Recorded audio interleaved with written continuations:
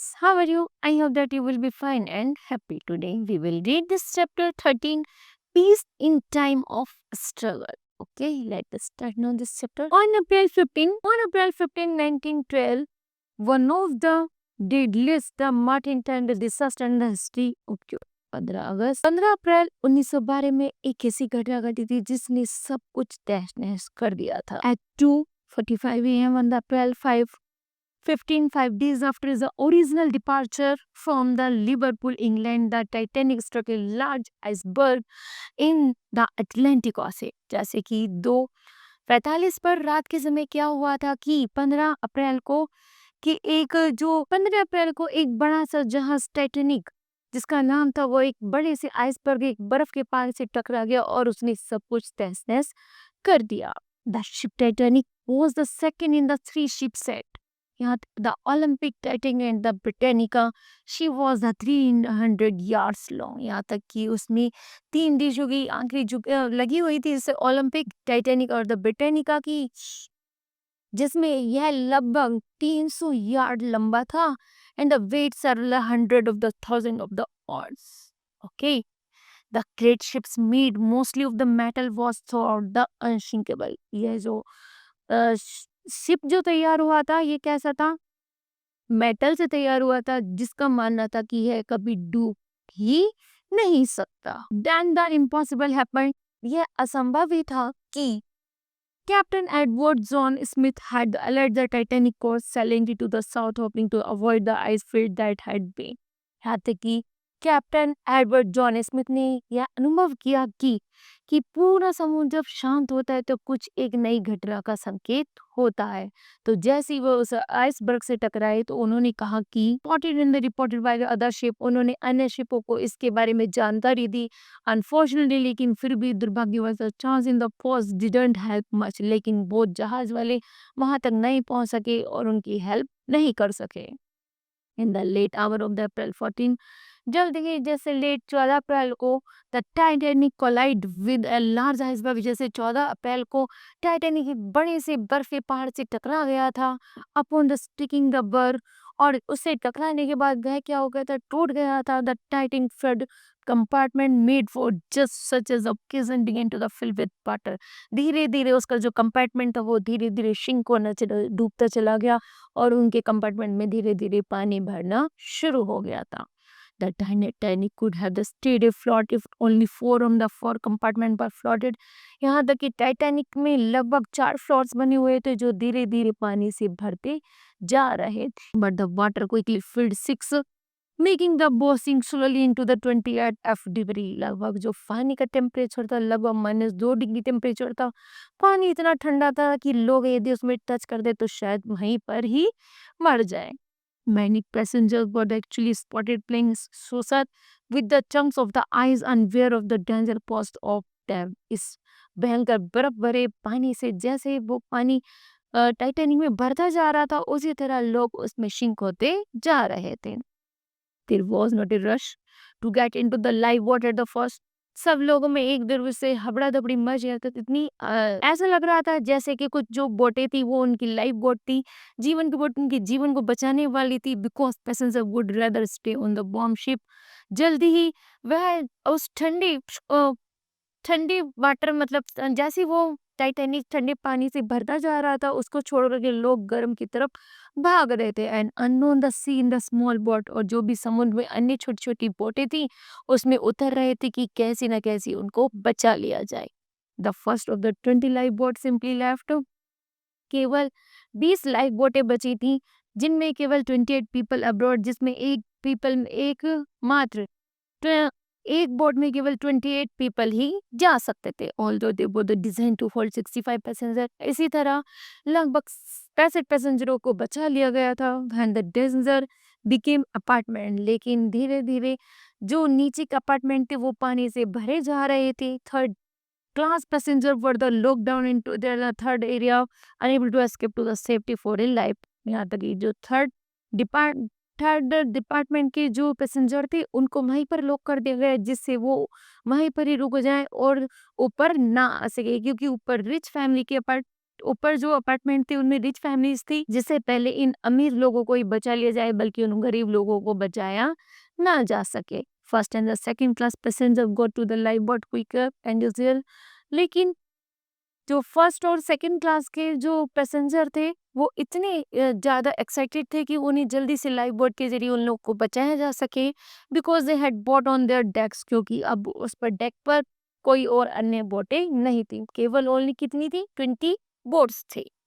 The stewards and the stewardesses locked the third class passenger, क्योंकि steward ने क्या किया था, ऐसा आदेश दे दिया था कि थर्ड क्लास की अ, जो थर्ड क्लास के पैसेंजर हैं उनको वहीं पर ही लॉक कर दिया जाए, because they wanted them to die.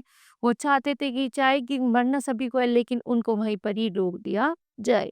They lock them until they were the given order. जैसे ही उन्होंने ऑर्डर पा करके उनके जो गार्ड थे उन्होंने थर्ड अपार्टमेंट को बंद किया, तो सभी लोग चिल्लाने लगे कि अरे हमें लॉक मत करो, कहीं हम मर ना जाए। Once the orders were given to the let the women the children out first and not let any men out, they unlocked the door but had a hard time getting just the women and the children out.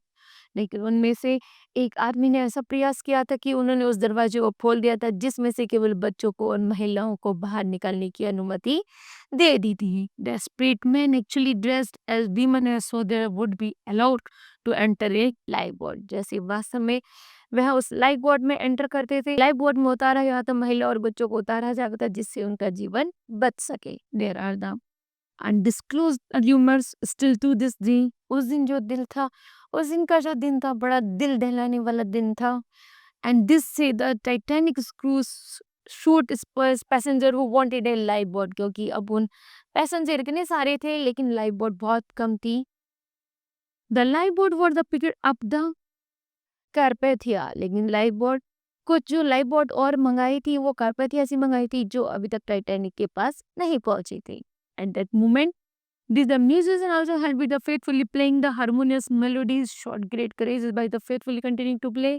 यहाँ के उस deck पर जो भी musician थे वो ऐसा music बजा रहे थे जिससे लोगों को थोड़ी सी उत्साह, करेजनेस या फेथफुली की भावना जाग सके, क्योंकि मरना सभी को था तो वो उन्होंने ऐसा म्यूजिक प्ले करना शुरू कर दिया था जिससे वो अपने आप को खुशी खुशी भरा, मतलब हंसी खुशी वो मर सके without missing in noting such a difficult moment. क्योंकि उनके सामने जो भी मोमेंट था वो बहुत ज़्यादा डिफिकल्ट था, कि बहुत बहुत डिफिकल्ट टास्क था जिसे कंप्लीट करना था, लेकिन वो क्या कर सकते, उनके सामने डेथ थी, इसलिए उन्होंने ऐसा मॉर्नफुल सिंग बजाना, गाना बजाना शुरू कर दिया था जिससे लोगों में थोड़ी सी काल्मिटी और साइलेंटिलिटी आ गई। Some people started to stop running around looking for the escape, but rather done by these melodies that came and they started to hum along with the force of the song in tune। सब लोग इधर उधर भाग रहे थे लेकिन जो musician थे वो एक जगह खड़े होकर केवल अपना म्यूजिक प्ले कर रहे थे विद द मेलोडी। बड़ा सॉफ्टली तरीके से Soni chorus of the elderly man started to sing। उनके साथ में एक उनका जवान था जो उनको प्ले गानों को बजवा रहा था। and whom those beautiful hymns even as the musician continued to play one song after the others। बल्कि ऐसा लग रहा था मानो वह जो गाना है वो प्रत्येक के लिए बनाया गया हो। this change this environment, जैसे environment बदलता है for this elderly man and the musician, कुछ लोगों के दिल पिघल गए उस म्यूजिशियन की प्ले को सुन करके और सब थोड़ा शांति से बैठ गए थे। It was the wonderful and the peaceful movement in the spite of the in fact that the total environment was a deciding situation. इस कठिन सिचुएशन को थोड़ा हैंडल करने के लिए जैसे म्यूजिक प्ले किया गया था, जो म्यूजिशियन ने प्ले किया, म्यूजिशियन ने जो भी गाने बजाए थे उनसे कुछ लोग शांत हो गए थे, उनमें इधर उधर भागने की कैपेसिबिलिटी खत्म हो गई थी और वो शांति से अब मरना चाहते थे। The peace of the mind comes when in the acknowledgement of our creator. There is an extraordinary story of the 8 musicians who went down with the Titanic। लगभग ऐसे extraordinary musician थे जो लगभग उस ट्रैकिंग पे 8 थे। Actually, there was the band of the 8 musicians who were not the employees of the Fight Star Line।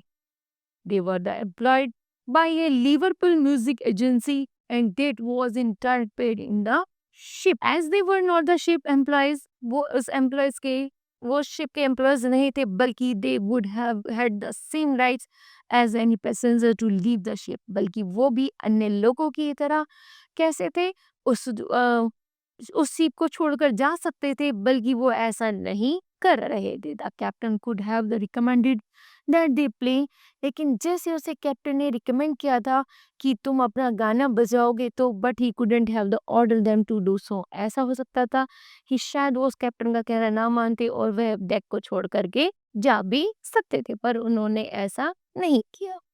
But the band took the courageous decision to play, बल्कि उन्होंने बड़े साहस के साथ वो गाने को बजाते रहे, because of the moral character of their the leader in violinist Wallace Hartley. और वॉलेसी हैटली का जो बहुत ज़्यादा फेमस करेक्टर था, उसके बारे में वो लोगों को जागरूक करते रहे।